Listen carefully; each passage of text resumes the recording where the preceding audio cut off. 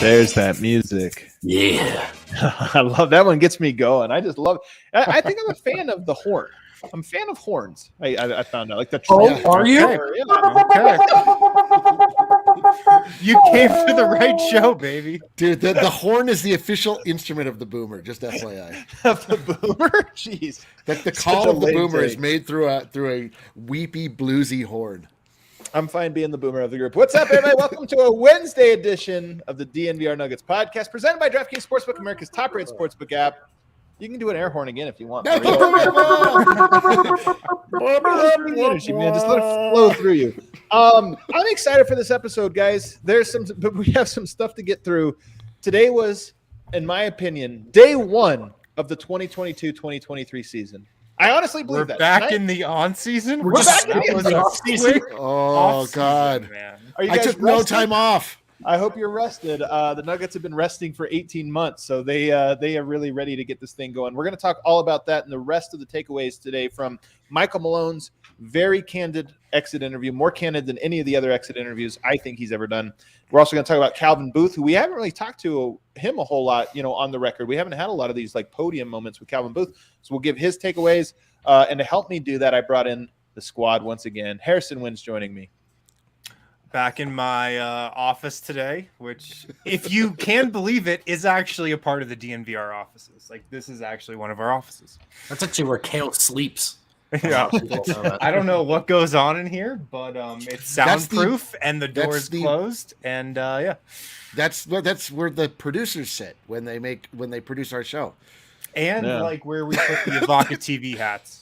Yeah. There's also, there's a lot of merch in our world, and it's swelling past its boundaries, and it's made its way into now what is apparently your office, but also the producer's control panel, and just anywhere that's open space. Everything just filters to this little office eventually. A lot of behind-the-scenes commentary, not that exciting. Down here in the bottom left corner, though, I got D-Line Co. You guys know him better as Eric. What's up, guys? Before the show started, Adam let me know, first and foremost, I will not be getting many questions thrown my way today. If you're hoping for a D-Line episode, go ahead and skip this episode. We're going to. I was not the. Were you at the presser today? Were you there? No. I am not like you guys. I am different. I will not be thrown to today. So if you want to be entertained, choose another episode. There's nobody on earth with more of a persecution savior complex than Eric. Down below, I got Brandon Vogt. Yeah, I'm actually keeping track of how many times Eric complains. Yeah. We're up to one.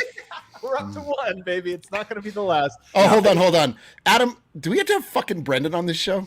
Do we have to? Mark that down. That's two. Write that down. That's two. No, in all seriousness, though, guys, content-rich day for the offseason. I mean, exit interviews, you don't know how they're going to go. The Nuggets did them a little bit weird tonight this year. I appreciate, my first note here, I appreciate the exit interview that's 1 week later for a reason that Michael Malone highlighted. He said in years past, we've done it exit interview the same day. I got to talk to the players before they leave.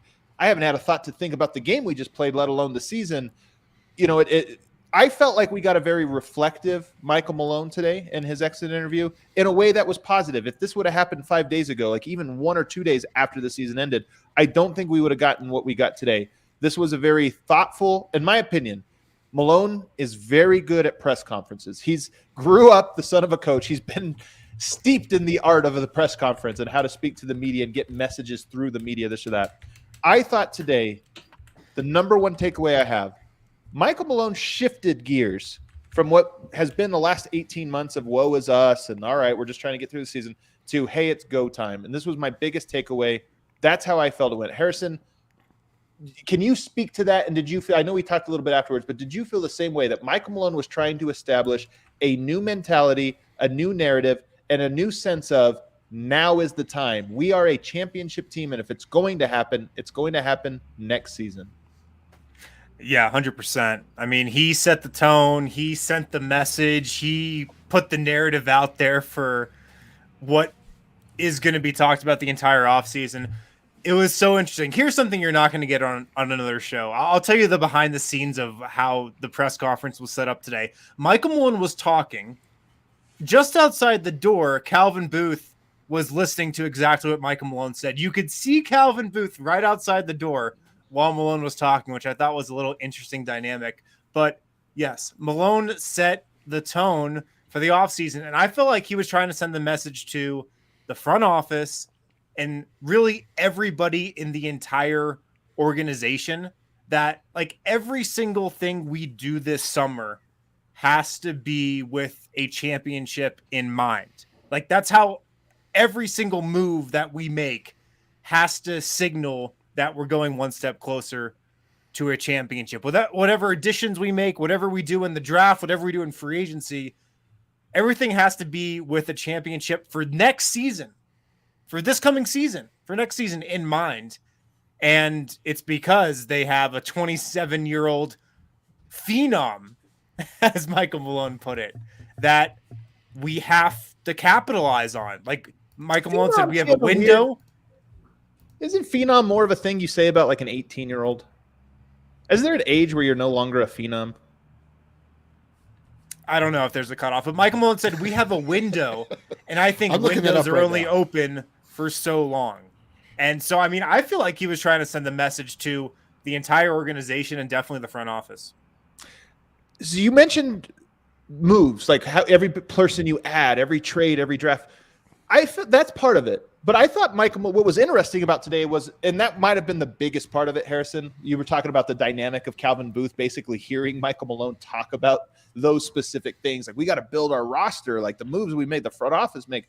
It almost did feel a little bit like, oh, wow, like they're communicating to each other, like, you know, almost like talking to each other sitting by. But it wasn't just that. I think it's also the mentality. I mean, Michael Malone talked about the guys that were in town. He talked about the player development that we do this summer has to be with an eye towards how does this help us immediately? It's not just a like we're growing guys into players. Like, no, Zeke Naji, for example, in town today, up at the practice court during the press conference today, apparently, along with shocker Jeff Green, also working out at the facility, which I was Michael Porter working out at the facility. The player development almost was like, hey, it's go time. We got to get these guys ready for a championship run.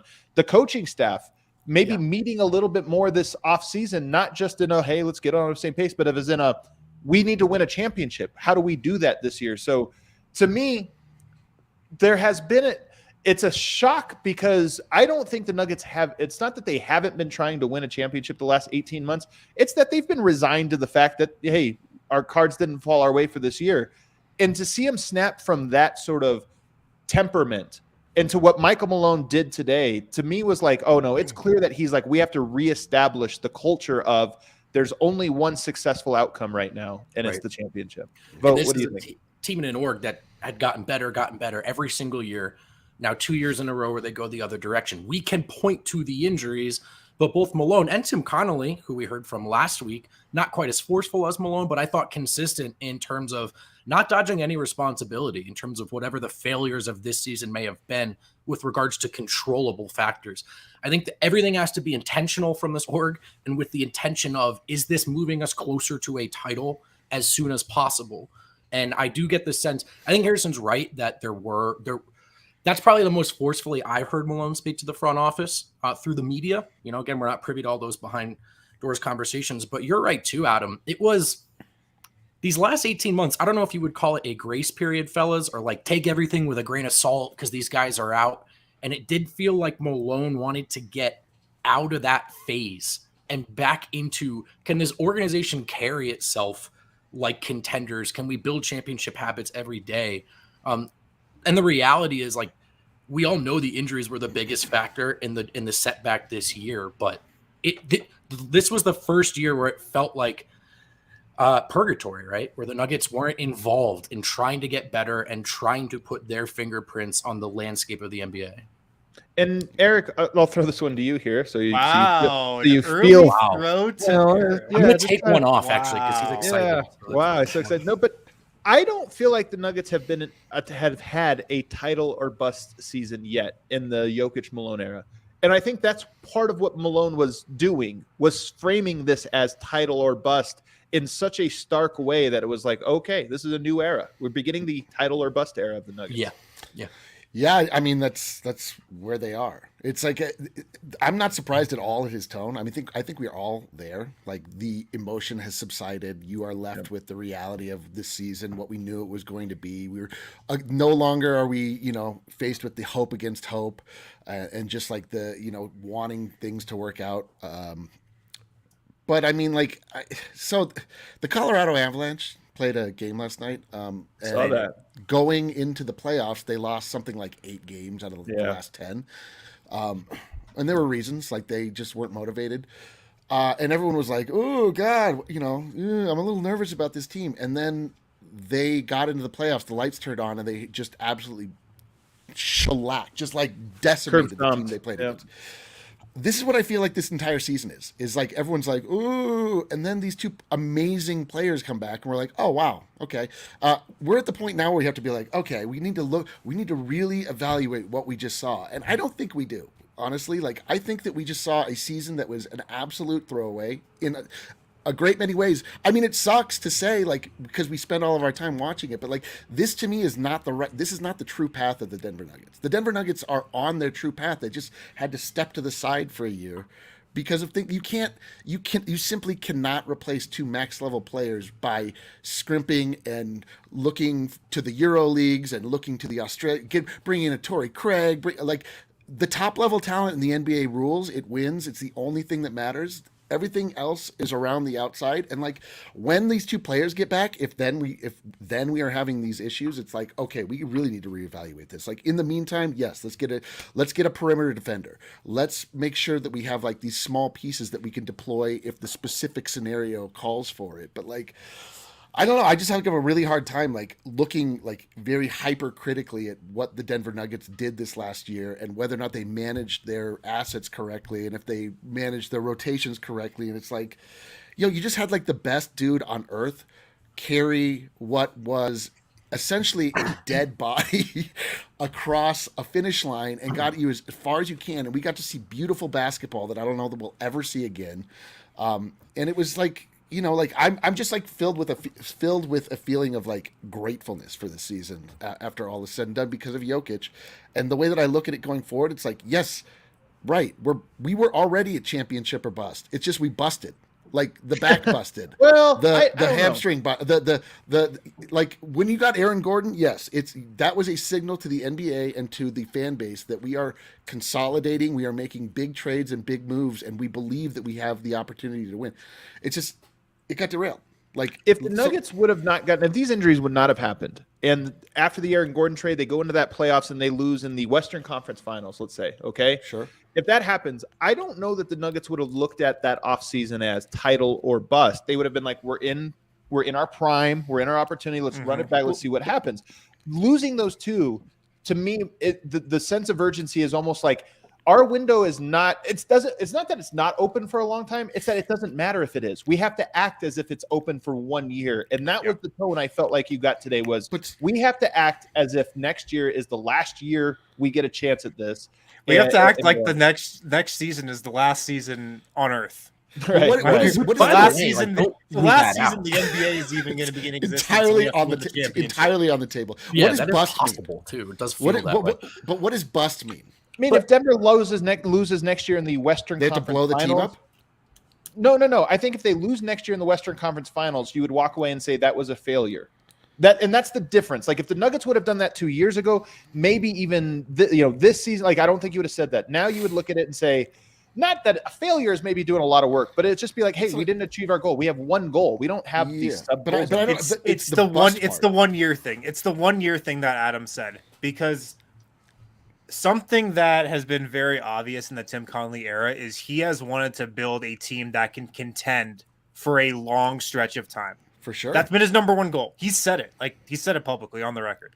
I want to build a championship contender for as long as we can. Like he wants to replicate the Spurs. Right. The Duncan, Parker, Ginobili Spurs.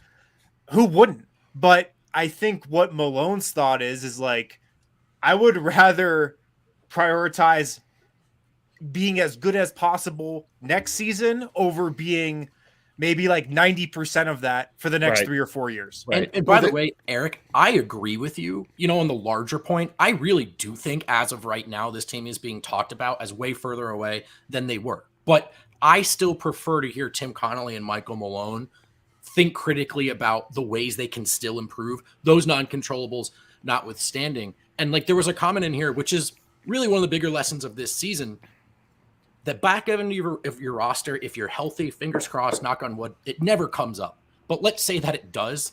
Can Marcus Howard, Bull, those type of are those veterans that can help you, that are playable, that maybe, all right, we'll try a different lineup. They can defend a little bit, so just less of those kind of Bull sort of moves and maybe more of can this roster in its entirety be committed to this year we will win a title. Well, but I'll say this, like I've watched the Suns bench get bludgeoned. I've watched the Warriors bench get beat up by us, by our bench. There's just unless you got yes, like those. If you're telling me on those two squads, both of those two squads lose their two top players, are they constructed in such a way that they can have a meaningful impact on the NBA playoffs? I'm saying no fucking universe is that happening. There's no way. Like if they lost the two top players, if they lost Clay and Steph, and then they had to compete with the bottom end talent. Yeah, but we're moving on. But the point is, I think, and this is what's interesting, is you keep going back to this last year. I think Mike Malone agrees with you. Like, of course, they approach the whole year. What I'm saying is, he is setting a different mentality now. That's just it doesn't matter what that was. Like, let's stop looking at how we got here. We're here, and now every single thing has to be. We have to have that sense of urgency that there's nothing promised except for this upcoming year. And I just thought it was great. And that's why when we talk about roster construction, we keep getting hung up on it. But I don't think it's that. I think that this team has never felt the sense of we have to do it right now. And I'm saying Michael Malone is putting it. So it's roster construction, but it's also like, how do you approach the season? I have a feeling that Michael Malone is probably going to send more text messages and phone calls and emails to his players this summer than ever before, in large part because it's like, hey guys, I don't want to lose you for a week, even in the offseason. I just want to make sure, hey, you worked out, right? You guys are doing this stuff. Like, how are things going? Like, that's what I'm saying is it's a mentality shift from we're not ascending. It's to we have to ascend finally at this very moment. But just quickly, my thing is that I believe that the Nuggets were in that place when they made that Aaron Gordon trade. They got to a place where they're like, okay, game on. We're here. I agree with that. They immediately lost Jamal Murray. They've not been playing with a full deck since they actually made a very bold move, went all in. To me, like championship or bust now makes sense probably for this coaching staff. Like bust probably means Michael Malone could lose his job if they don't, which I actually appreciate him putting that out there. That actually puts more pressure on them. I just think, it's I don't know. It's just the hand-wringing about all of, the way that the Nuggets are built, and are we wasting Nikola Jokic's years and all of this stuff that has been circulating, and rightfully so, in that the product on the court was not to the casual observer what you want to see out of your basketball team. We could all see they weren't good enough to win a title the whole year, obviously. Now, when the rubber meets the road this next year, we get everything back. I love it. I'm saying, like, I don't know how much of a shift it is. I think it's just like a return to business. Like, we're fucking that back. Business mindset attitude. Mindset. Like, we're back, baby. Like, I'm with it. Like, I love it. Like, let's go. Like, we've been waiting. Now you owe us. Like, we've been preaching this, that the real problems are things that you weren't able to control. Like, make that true. Like, show us that's true. We have to keep it moving because there's a lot to get through, and we only got through the opening statement here. That's actually his first answer of the entire thing. Yes, we asked Eric what we spent the first segment on. Yeah. I also want to mention, I'm looking at your notes here, Harrison, who transcribed this, by the way, all these comments. I forgot to mention the number one note. Malone immediately got the flu, apparently, and has had it since. Like, he was the entirety time. Maybe the reason that we didn't have an exit interview until today, 1 week after the season ended, was because he's been sick this whole time, which I have to look. I'm glad he's okay. It doesn't seem like it was a big deal. I have to kind of laugh about this. It does almost feel like Michael Malone is the type of guy that runs so hot that he doesn't even notice his body's breaking down. And the second he like sleeps in one day, he's like, "Oh crap, I'm like horribly ill. I didn't even notice." It's like, how long has my leg been bleeding?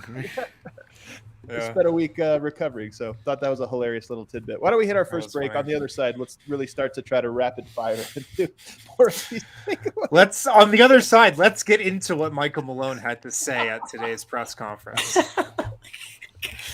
The NBA playoff action is nonstop at DraftKings Sportsbook, an official sports betting partner of the NBA.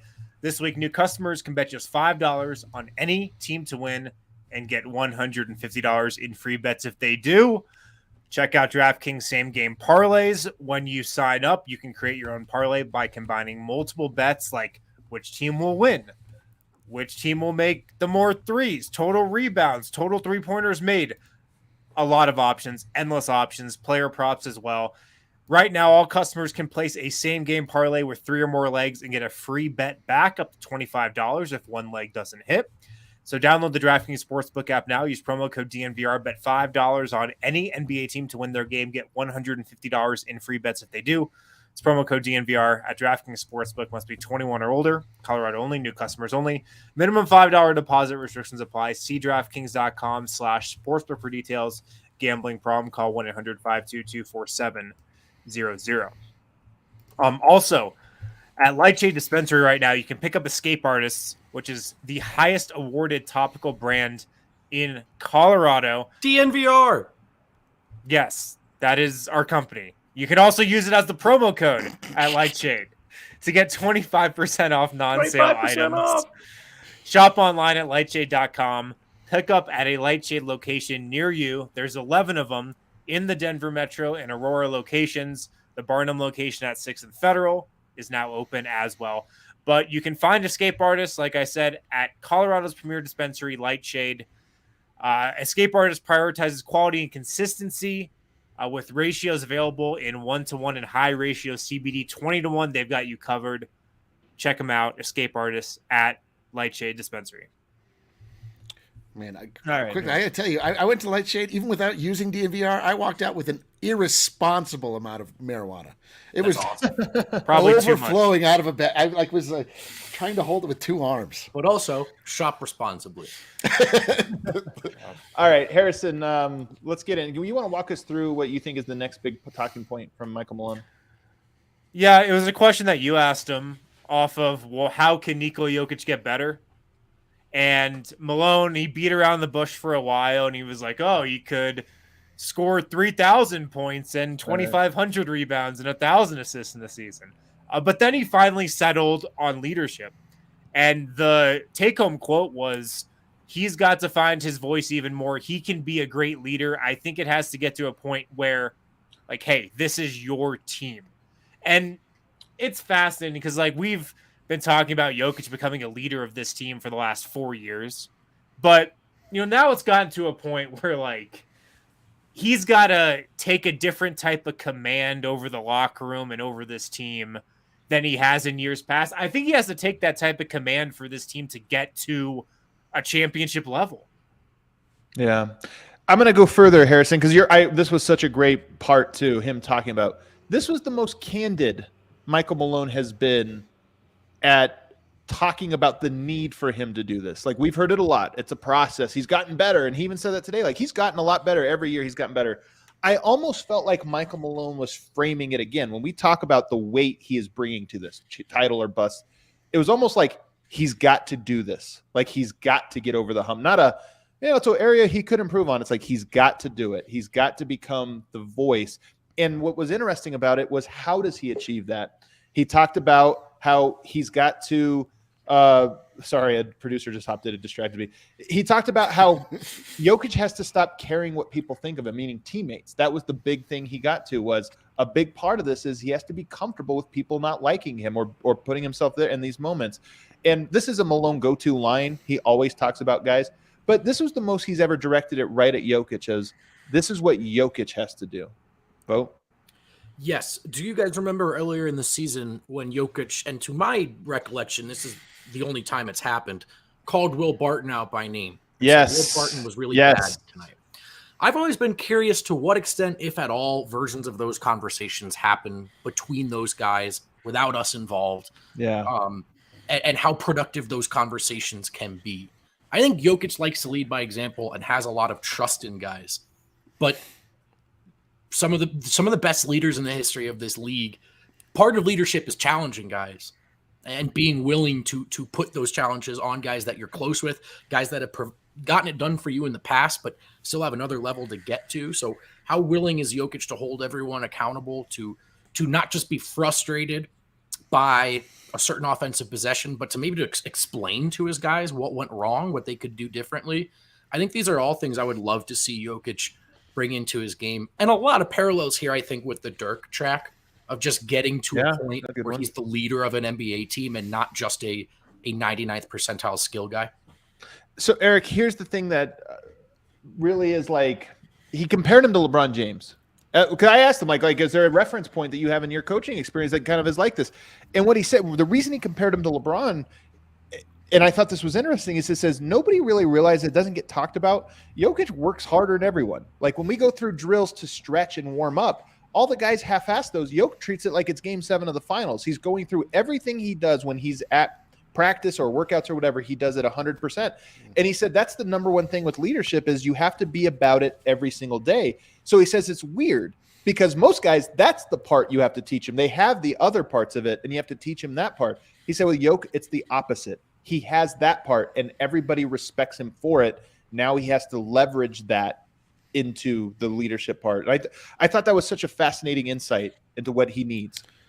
Is it possible that Jokic is not LeBron James, that Jokic is Tim Duncan, and Jokic just needs other dynamic players around him? Like a Chris Paul arrives in Phoenix and completely takes over what, could have been Devin Booker being the leader that everybody wants to step up and rule the team. Like, does Jokic have to be this? Like, he is such a reluctant leader which is what you want, but like, does your best player have to be the most vocal? Like, can they get someone to come in and just like it's so far outside of his personality that it's like hold up. Like, though. Let me just say this though, Eric.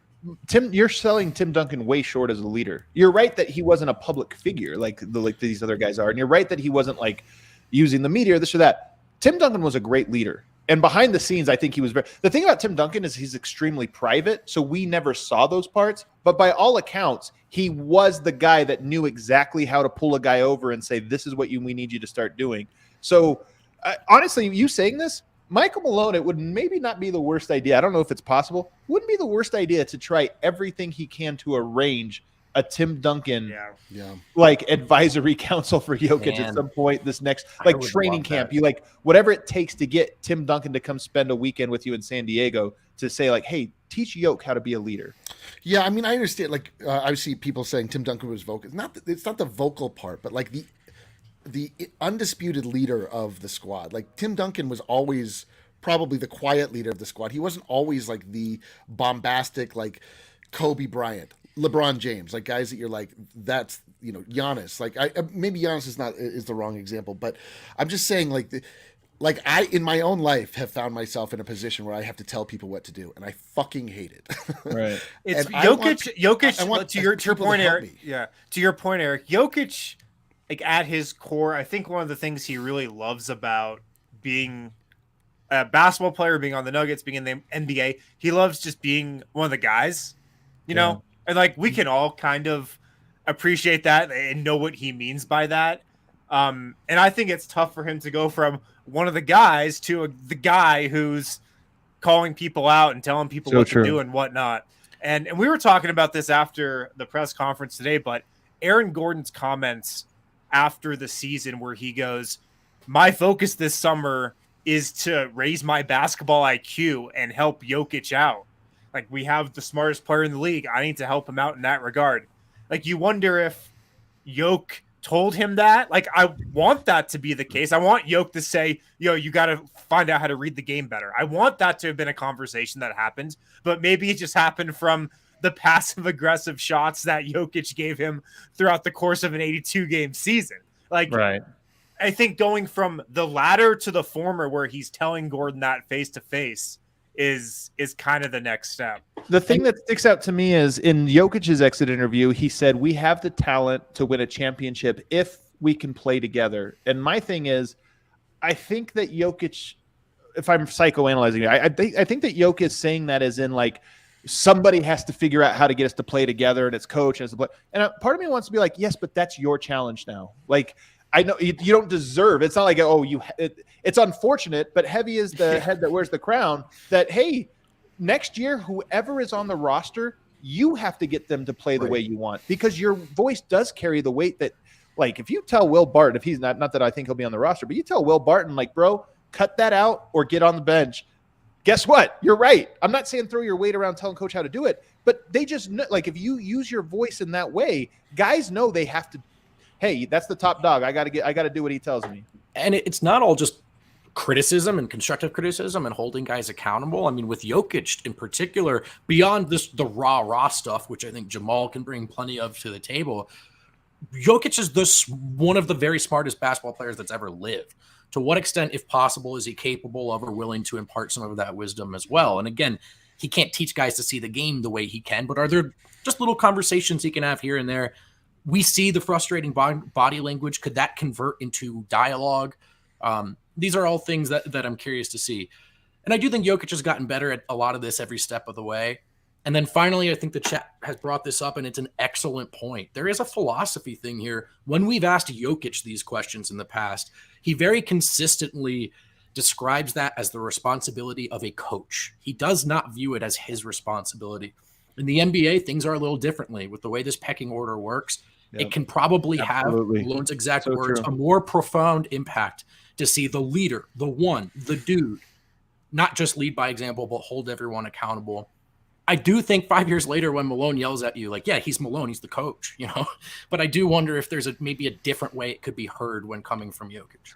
I love thinking about this from the cultural angle because that is interesting. It's like how college basketball, the coach is the leader of every team, and he's this, that. And maybe in Europe it is the same way, but the thing is the NBA is not going to bend to Jokic's will, as great as he is. Like it does work a different way here. And part of this is like, there's an advantage to being from another culture. And that advantage is that you get to see how both of them operate, the pluses and minuses, and then kind of figure out a blend there. If you're an open-minded person, that you can figure that out. That's the value of traveling and experiencing other cultures. Win, let's keep it moving though. What else we got? So the other big, I feel like, talking point was about how to improve the defense. And it's probably going to be the focus of whatever new additions the Nuggets make this summer to the roster, a trade. Like, it's probably going to be with defense in mind. And I was glad to hear that. I was glad to hear that this pointed. I thought, again, candid, like Malone was not dancing around things. And I thought with respect to defense, he can't throw anyone under the bus, players, GMs, any of this. But I felt like he was being very pointed in the, like, we can't do this again. Like, we have to have defenders brought in. And from what I went back and listened to what he said, I feel like there were two areas that he focused on defensively. Defending the ball, keeping people out of the paint, but also rim protection. And like those two things go together. But I mean, we're going to talk about what should the Nuggets do at backup center for the entire offseason. So we don't have to like focus on that, but those are like the two areas where I felt like Malone focused on. The Nuggets were dead last in field goal or opponent field goal percentage at the rim. They were dead last in that. They were 29th in blocks per game. That was a bad combination. And so it's that, and then it's guarding the ball and preventing people from getting into the rim. Those are the two qualities that I think the Nuggets will look for in guys that they look to acquire. I also thought, Harrison, he mentioned wings specifically, and that was a little maybe not quite as pointed, but we are going on year 3 now of, is Tim Connolly going to sign a second wing? And I think he's done so much well in these years, but that is one thing that he hasn't given Malone. And Malone called for some things, I thought, today, just more explicitly. I thought he just said exactly how he was feeling about what needs to change. I also think Adam's overarching point that this is not all just personnel stuff. Yes, they need to bring in better perimeter defenders, but the guys who come back, Bones Highland in particular, how do they approach this offseason? But then also, once they get here, how committed are they to establishing a defensive identity? a system, and communication that they can start building habits across 82 games instead of just trying to survive. Obviously, they need better defenders as well. But I also think this goes back to your point that, again, this is he wants the org to have a philosophy shift, that it's not just go out and sign Shaq Harrison again. Right. And I think, by the way, that we'll talk about Calvin in the final segment. I feel like there is an alignment there, though, because I felt like he felt the same way of like, okay, the team has kind of been this one type of team, and it has to be a different type of team going forward in some important ways. The wing thing obviously is huge, but just the pointedness about the defense. And when he said like also the internal development, he talked about Bones specifically, and he said there was a moment this season in the middle of the season, they were on a road trip and they come back, and he said he had a heart-to-heart, a one-on-one with Bones, where he just told him, like, look, man, teams are game planning for you. Like, their game plan right now is you're the mark. And he's like, you can't let this happen. Like, even for 1 week, you can't let it happen. Like, you have to punch back, or else your reputation is going to stick and you're always going to be the fish. And I just thought that was an interesting one. And, like, look, let's be honest. There's two players who I think every player can use like a defensive emphasis going in, every single Nugget player. But if there's two guys you single out the most, it's almost certainly Bones Highland and Michael Porter Jr., two very young players with not a lot of experience, where when we always think about them, we think about their offense. Like, what if Bones could be Jamal 2.0? What if MPJ could be Klay Thompson? The truth is, those guys have as much value to Denver as if they can become defensive, positive players. Yep. And then just stay the same as they are on offense. Right. That would be a huge impact. D-Line, you got anything you want to chime in? I've been looking at Slack. I'm sorry. I'm paying attention. No, you're fine. No, go ahead, Dion. Go ahead. I was just saying, like, I mean, defense. That's the definition of defense in Merriam-Webster dictionary. Webster's dictionary defines defense as somebody who can stop the ball from getting into the lane. Like, if the Nuggets could just stop the ball from getting in the lane every single time the other team wants to do it, their defensive efficiency will skyrocket. They've got interior defense. Jokic is for all of his shortcomings at the actual rim. Like, he and Aaron Gordon have the interior on lock, like positionally, and for the most part, lock too strong. Let me say this: Malone again. He was so pointed today, and like I said, I feel like he's almost establishing that, like, hey, I'm going to start calling guys out more, even Jokic, because in this one, I don't think he was calling Jokic out, but he said if you looked at him this season, first half very good defensively, but as the game wore on, he was doing so much that I think it was hard for him. And he's saying that as in we got to help him, but I think he's also kind of saying like, hey man, next year you've got to be a 4-quarter defender. It's possible, but he just needs help. Like when people run into the lane at full speed, and Jokic is expected to be able to, stop that. I mean, like, traditionally that's what a center would do. Jokic just isn't built that way. He's never going to be built that way. But you need to be able to build around his deficiencies, right? Like, you need to be able to support his deficiencies by just not allow that is where he is the worst, no question. Like, if he gets a defender on the block and he's just manning him up, and like it's old school post basketball, like, he's got no issues. If somebody comes streaking into the lane and he's expected to come weak side and clean it up at the rim, like, he's toast every single time. It's just not his game. So they just have to shore up the perimeter. There's just no question. Anything else here, Harrison? From the other couple notes I've got here, he went out of his way a couple times to say pretty much how much he liked Zeke and Zeke's season that he was having before he got hurt. I mean, I think he factors into the defense conversation too.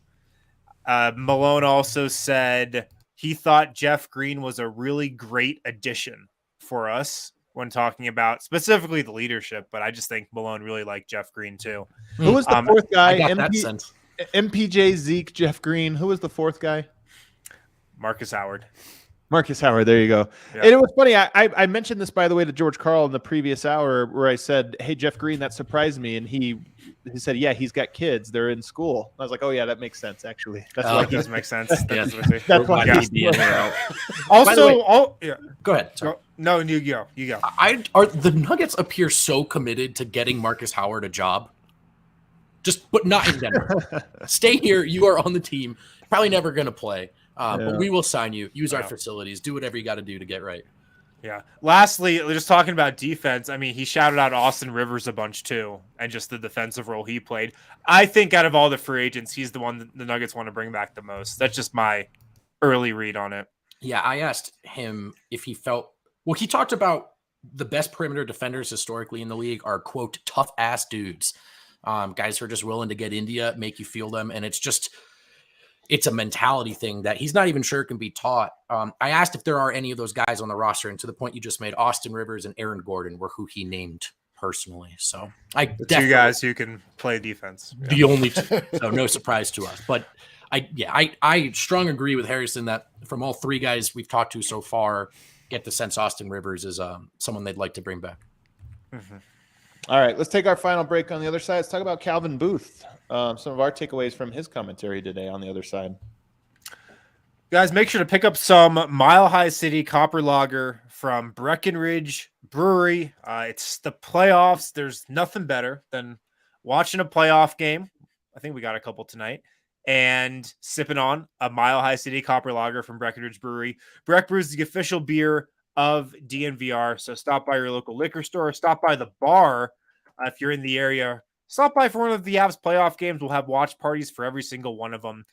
Breckenridge Brewery, they're donating a portion of all proceeds of sales of that Avalanche Amber Ale through the playoffs to the Community Fund Boulder County to benefit Marshall fire victims as well.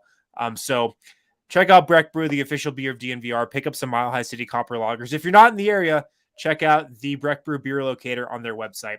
That will tell you where to get Breck Brew closest to you. That it? And we're good. We're back. All right, here, let's get into Calvin Booth. First note I have here, guys, is just we haven't, we've talked to Calvin a lot off the record or, in passing this or that. He's a pretty conversational guy, generally speaking, so I feel like we kind of know him. But this was one of the first times that we've seen him do a press conference. We had Tim Connelly. Usually he's the face of the Nuggets front office.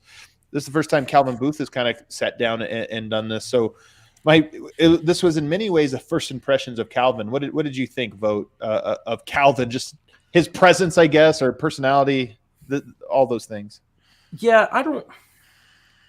thought a lot about how I would frame this. I'm not sure how deeply I'm reading into any particular Calvin comment today. I sort of feel like, to your point, there's a couple for me. There are some, but I don't want to say non-answers, but also, first of all, a GM in this position, there is a sort of keep your cards close to your chest thing as well. Like, you don't want to just show your hand altogether. And so I thought there were some kind of non-committal answers that played into that, as I expected. But Calvin will answer kind of straightforward, sometimes a little literally, but I don't know if there was necessarily like he was giving us a ton to read into. That's just how I felt today. What do you think? I think there was some interesting stuff, but my takeaway from Calvin Booth, I mean, he's the GM of this team, which you kind of forget sometimes. Like, Tim Connelly's the president. He's the general manager. A lot of times the general manager is running your entire team. So he's, got a really high position, but he's the total opposite of Tim Connelly. Tim Connelly never played in the league, didn't even play college basketball, is just a total, just one of the guys. And Calvin Booth, former player for 10 years, he's just like the opposite type of guy from Tim Connelly. And I think that's actually sometimes a good thing, because you want people you work with to come from different backgrounds and, different experiences and have different approaches. But my takeaway from what Calvin had to say is he answers almost everything in the exact opposite way than Tim Connelly would. Calvin Booth isn't talking about how he went for a long walk in the Highlands with Zeke Naji to talk about how big of a season this is going to be for him, Yeah. I will say this. Arturas and Tim were pretty different personalities, and I feel the same way about Calvin. You're right. Yeah. Calvin's answers today, extremely short. Not in that he was concealing anything, but just almost as in he looked for the quickest possible route to answer a question off the top. Get a clean answer in and get out. Yeah. Malone is I'm going to take you on a journey. Anytime you ask a question, he's Brendan, Dad used to Brendan, it's a funny story because I think back to LeBron, and you're like, all right, we're going to be here for a minute. When I was with the Knicks, and here's what Jeff Van Gundy taught me. We did I get that. don't know if today. you know this, but he coached LeBron James Bad for boys. 5 years. I don't know if you know that. It's I've come heard up a it, time or yeah. two from Michael Malone, but no. But Calvin, I just thought was very quick. That's really my only note that I have from him is that there is an art. We saw this with Popeye Jones when Popeye Jones had to do podium for all the time.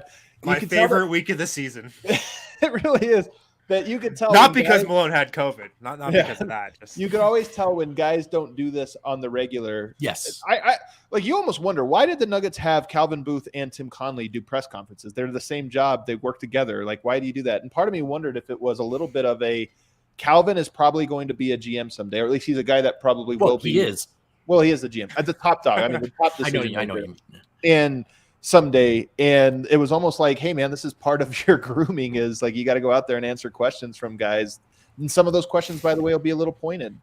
That's by the way what I was trying to imply with my answer. Not that there weren't any sort of interesting things that were revealed, but just ultimately, while I feel like sometimes you talk to these guys and you go, wow, this guy's savvy with the media and he knows exactly what he's trying to do here, and I got to try to get on his level. I felt like Calvin was just trying to get those answers in without offending anyone and call it a day. Yeah, that's funny. All right, let's get into what he said though. So my biggest point, or my biggest quote from him is, he was asked about, like, I think it was actually your question, Adam, like playing guys with not a ton of minutes, or like what is the cutoff? Yes. Do you remember what the question was that you asked? Well, I asked him. I was basically asking him how many young players can you have on a roster. I framed it as 2,000 minutes or fewer, but how many is too many? Right. And I thought this was the most significant quote that he made, especially in contrast to what Malone had said 20 minutes earlier. Calvin Booth said, where we're going financially, we've got to start to find a way to look at those guys a little more and play them a little more. He named Bones and Zeke specifically. Guys like that, he said, is going to be a consistent part of our future. But then this is the big one. He said, quote, this is the exact quote, maybe the guy we draft, if we draft and opt to use our pick, maybe that guy plays. He's talking about next season. And to hear that 20 minutes after Michael Malone just said, all our resources, every single thing we have to do is aimed at putting a championship team on the floor next season.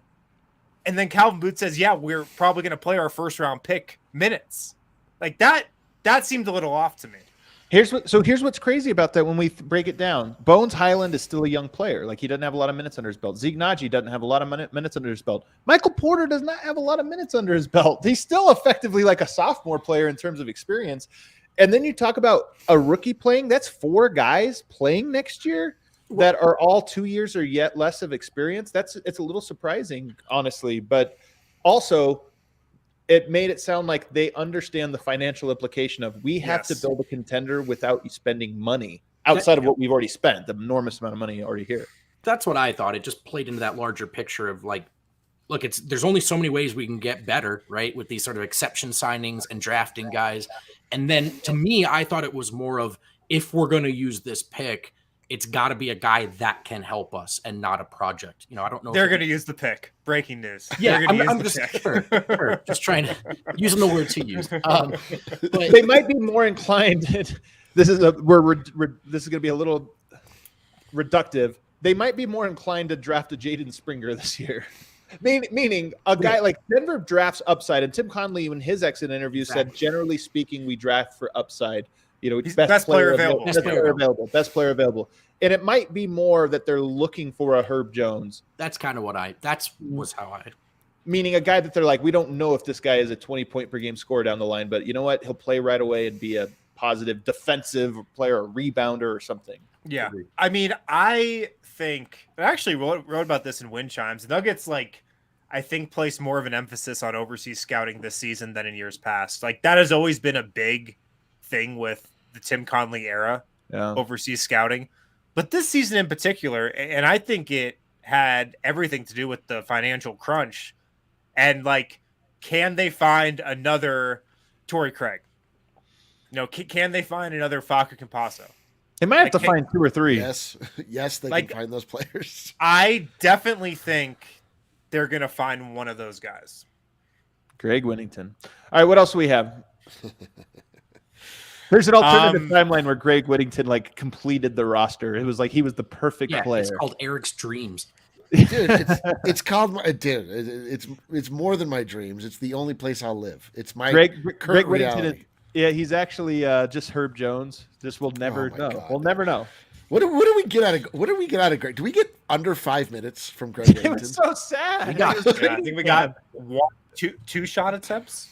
He made one. Facial currency though. You're easy Like to he pick up some made likes. his first or second shot, and I was like,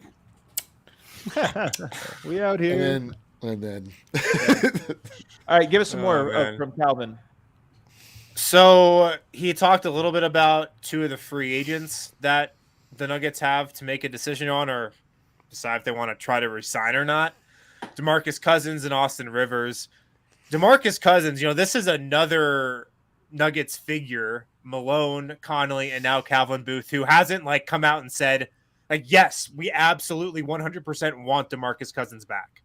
They've had the opportunity to say that, and they've been pretty tempered in their responses. I mean, Calvin Booth pretty much said, we'll talk to his representation and see if there's anything there. But then he did say, I know it's no fun for opposing fives to face those two guys every single night, Jokic and DeMarcus Cousins.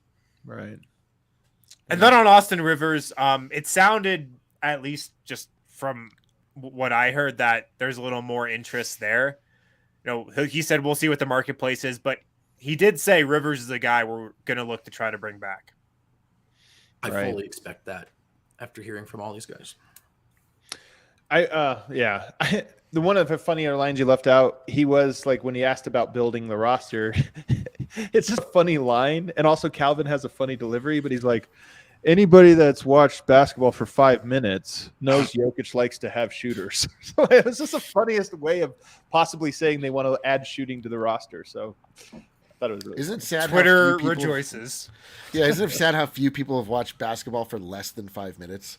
They know nothing about Jokic or. Yeah, I actually don't know if I'd be able to have that takeaway after watching basketball for 5 minutes. I don't know. That's actually that's good. I would I think think Jokic is really good, but Yeah, the first 5 minutes, I'd be like, what are the rules of this?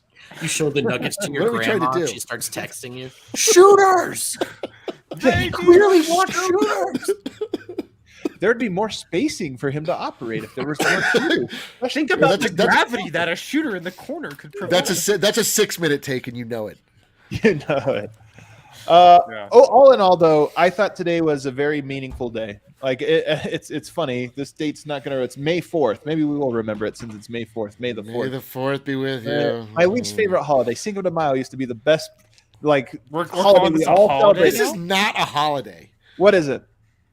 May the It's 4th a is not day. a holiday. I agree, Eric. That's a great point. I was trying to make the same exact point.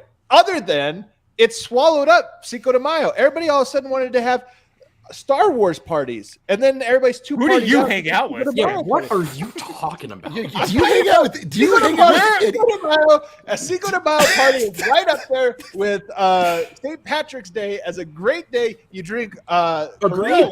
We're all in agreement there. Where are these Star Wars parties Adam's that you're getting like- invited to?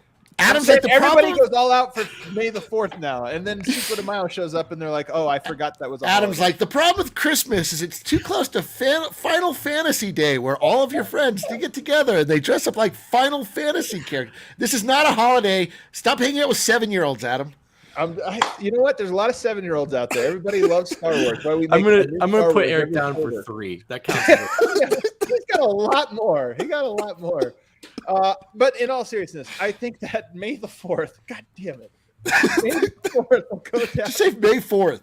The 4th of May will go down as Cuatro de Mayo, will go down as the day that the Nuggets championship run officially began. I really do feel like this was hey, here's the tone. We're probably not going to see you for a long time. We're going to be our separate ways for 3 or 4 months. But just know that we are starting right now with the seriousness and weight of what has to happen. And you got that from both Calvin Booth and from Michael Malone of we have to rebuild this roster. I will say Calvin Booth also mentioned a bit of I asked about continuity and staleness.